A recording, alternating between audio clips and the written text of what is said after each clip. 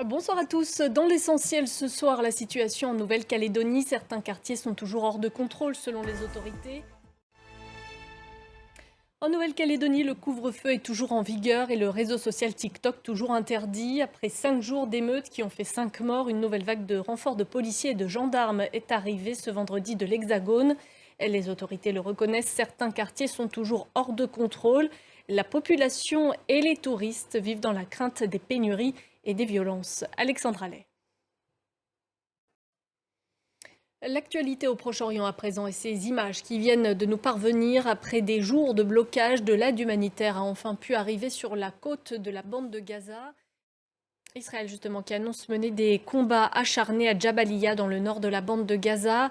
L'armée israélienne avait pourtant annoncé au début de l'année le démantèlement du Hamas dans cette zone.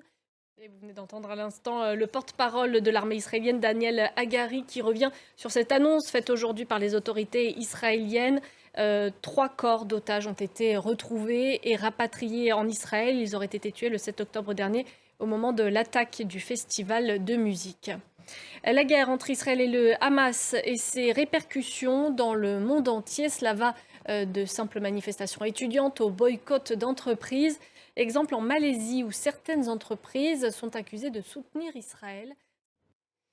Au Sénégal, ils sont venus nombreux assister au premier événement public du Premier ministre Ousmane Sonko. Il co-animait une conférence sur les relations entre l'Afrique et l'Europe avec le leader de la France insoumise, Jean-Luc Mélenchon.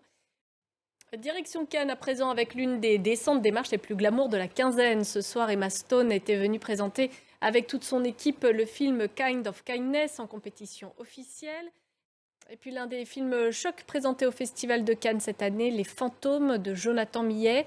Le premier long métrage de ce cinéaste venu du documentaire, il retrace le combat de Syriens qui, après avoir fui la guerre, la torture et les prisons dans leur pays, ont secrètement traqué pendant des mois d'anciens criminels de guerre du régime de Bachar al-Assad, cachés en Europe.